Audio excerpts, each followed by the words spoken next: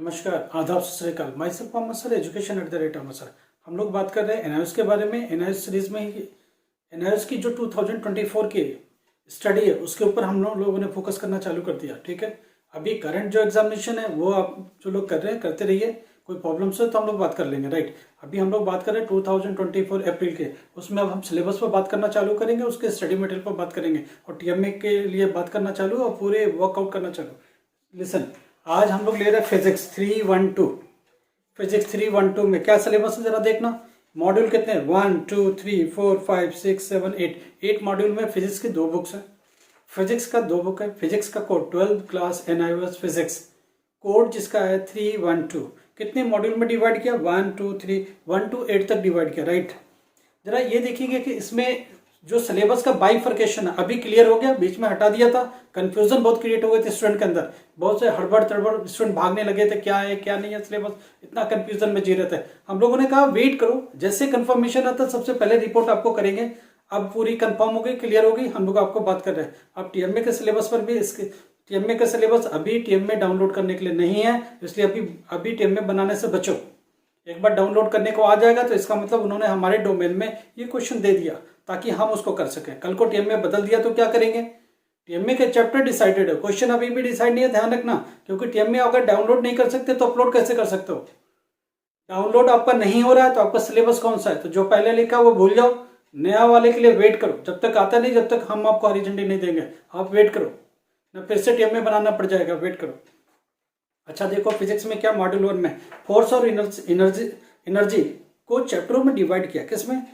Dimension का chapter है, motion straight line है, मोशन इन प्लेन है, ग्रेविटेशन है, मोशन डिजिट बॉडी है। Right, work energy, power, laws of motion है। ये 1 to 8 7 तक का चैप्टर है। राइट, इसमें 2 चैप्टर आपको पढ़ना है पब्लिक एग्जाम के लिए। Chapter 3 lesson 3 lesson 6।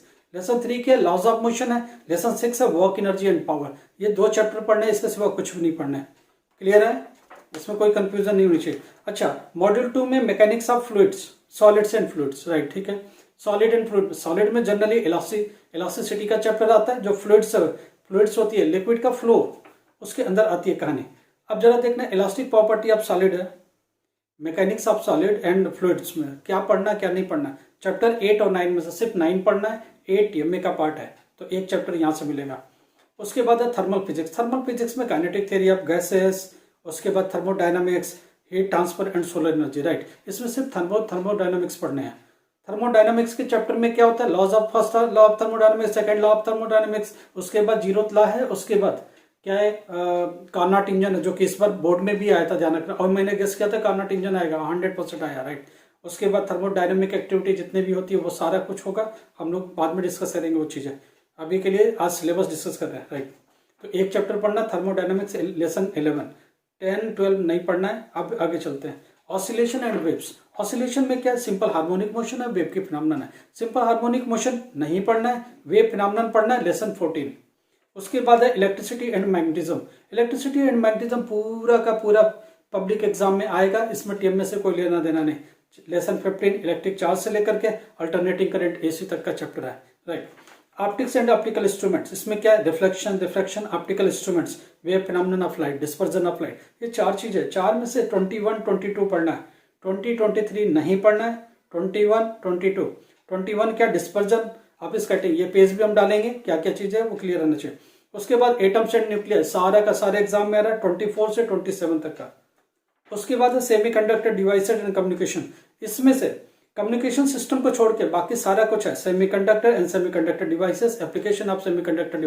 और इस बार पीएन जंक्शन आया था जो मैंने गेस किया था, एम्पलीफायर आया था जो मैंने गेस किया था, पीएनपी जंक्शन आया था जो मैंने गेस किया था। ये सारे गेस वाले क्वेश्चन आया था। तो आप जितना गेस किया जा रहा है तो वही पढ़ो, एटलीस्ट तो पास हो जाओगे। ठीक है, इतना मेरा विश्वास है। बाकी देखो, और कुछ लोग क्या करते हैं, इधर उधर की उसकी वीडियो इसकी वीडियो वो मुझे भेजते रहते। प्लीज मेरे को वीडियो नहीं भेजो, क्योंकि जिनकी वीडियो आप उठा के भेज रहे हो वो पता चले 10वीं पास भी नहीं है, 12वीं पास भी नहीं, वो लोग कुछ भी करके बुक्स दिखा के करते रहे। ये सब मत करो प्लीज, मेरे को वीडियो मत भेजो। ठीक है, मैं जो कह रहा हूँ सुनो ठीक से। ठीक है, तो ये दोनों बुक्स में डिवाइडेड है और इनको बुक से निकाल करके आप पढ़ोगे। राइट, कुल मिला के कितना 30 चैप्टर्स हैं। ठीक है, 30 में से 1 2 3 4 12 चैप्टर, 30 में से 12 चैप्टर आपका टीएमए का पार्ट है। देखो 30 में से 40% टीएमए का बनाओ तो 30 का 40% मिलता है 12 चैप्टर। तो 12 चैप्टर नहीं पढ़ना है। बचा कितना 60%, 63 मल्टीप्लाई बाय 6, 18 चैप्टर आपके थियरेटिकल है जो कि पब्लिक एग्जाम में आ रहा है। 18 चैप्टर 30 टोटल है, 30 में 12 हटा दो 40%, 3 मल्टीप्लाई बाई 4 12%, 12 हटा दो, ठीक है। तो 12 चैप्टर निकल गए टीएमए के लिए। अब बचे कितने 18 चैप्टर बच गए जो कि थियरी के लिए है। अब ये 18 चैप्टर 2 बुक्स में से पढ़ने आपको, ठीक है, तो इनको ध्यान से पढ़िए। सबसे ज्यादा देखा जाए तो इलेक्ट्रिसिटी एंड मैग्नेटिज्म सारा का सारा एग्जाम में आ रहा है। एटम एंड न्यूक्लियाई से अच्छा खासा आ रहा है, सेमीकंडक्टर डिवाइसेस। अगर कोई कुछ भी नहीं पढ़ना चाहता तो लेसन 28 29 पढ़ ले, पास होने के कगार पर पहुंच जाएगा। क्योंकि यहाँ से देखो, यहाँ से लॉजिक गेट का एक क्वेश्चन हमने पिछली बार भी बोला था, 3 लॉजिक गेट, एक गेट का क्वेश्चन आ गया। लॉजिक गेट का क्वेश्चन सेमीकंडक्टर डिवाइसेस, एलईडी और उससे रिलेटेड क्वेश्चंस, ये आपको 16 17 18 मार्क्स तक पहुंचा सकते हैं और यहाँ से ही पास हो सकते हो। कोई कुछ ना करे तो 28 29, ठीक है। और एक आध चैप्टर और पढ़ लेना एटम एंड न्यूक्लियाई से, तो पास हो जाओगे, ठीक है। तो एटम एंड न्यूक्लियाई और सेमीकंडक्टर डिवाइसेस का जो चैप्टर्स है, ये दोनों 3-4 चैप्टर्स आते हैं, ये आराम से पढ़ लो, पास हो जाओगे, ये मेरा विश्वास है। समझ में आ रही बात? तो इनको लेके चलो। टीएमए का सिलेबस हम लोग आगे डिस्कस करेंगे क्योंकि डाउनलोड की फैसिलिटी अभी नहीं है। जरा सोचो, अगर आप जिस चीज को डाउनलोड ही नहीं कर सकते तो अपलोड कैसे किया? बोर्ड तो बोलेगा कि हमने तो सिलेबस ही नहीं दिया अभी आपको, हमने तो आपको क्वेश्चन नहीं दिया, सिलेबस दे दिया, ये चैप्टर्स है। क्वेश्चन कहाँ है? वो क्वेश्चन पीछे का है, पहले का है। सिलेबस में मॉडिफिकेशन है तो हमको उसके हिसाब से जाना पड़ेगा। बाइफर्केशन का सिलेबस हटा दिया था, अभी वापस आया है कि हाँ ये क्लियरेंस है। अब इस क्लियरेंस में हमको टीएमए के क्वेश्चन का क्लियरेंस दो कि हम डाउनलोड कर सके अपने लॉगिन पेज पर। जब हम अपने लॉगिन पेज पर डाउनलोड कर सकते हैं तो वो क्वेश्चन हमारे लिए और उसी का आंसर देना है, ये ध्यान रखिएगा, ठीक है। Thank you so much. जो लोग पहले के स्टूडेंट्स हैं जिन्होंने टीएमए अपलोड किया हुआ, उनको फिर से अपलोड करने की जरूरत नहीं है और फिर से अपलोड होता भी नहीं है। अगर नहीं किया है तो अभी एग्जामिनेशन फीस भरेंगे आप नवंबर में। और जो लोग एग्जामिनेशन फीस के बारे में बात कर रहे हैं, 15 नवंबर से एग्जामिनेशन फीस का डेट आएगा। 10 के बाद कभी भी नोटिफिकेशन आएगा, हम सबसे पहले आपको इंडिकेट करेंगे।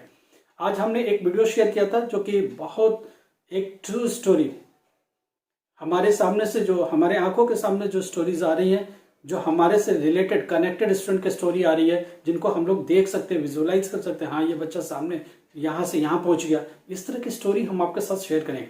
और इनको आप देखो, लाइक करो, पहले तो लाइक करना सीखो, लाइक करो और जो भी कमेंट है वो लिखो। दूसरी बात, कम से कम 10 लोगों को शेयर करो।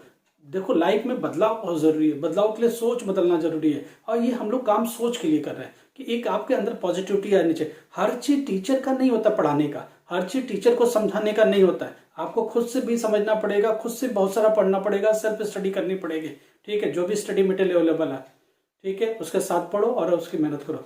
हम आपके साथ मोरल रूप से सपोर्ट करने के लिए एनी टाइम आपके साथ 24/7 स्टडी नहीं करा सकते, यह ध्यान रखिए। क्योंकि इतने सारे बच्चे, इतने सारे सब्जेक्ट्स, कौन किसको स्टडी करा लेगा, कैसे पॉसिबल है बताओ। और हम लोग सारा बिजी शेड्यूल के बीच में, ठीक है, एक वीडियो बनाने के लिए भी 2 घंटे लगते हैं। प्लीज, तो इतना टाइम भी मिलना बहुत मुश्किल है किसी चीज को समझाने और पढ़ाने के लिए। Thank you so much. जिन्होंने सब्सक्राइब नहीं किया प्लीज सब्सक्राइब कर लेना, लाइक करना सीखिए, लाइक करिए, शेयर कर दीजिए कम से कम 10 लोगों को। Thank you so much.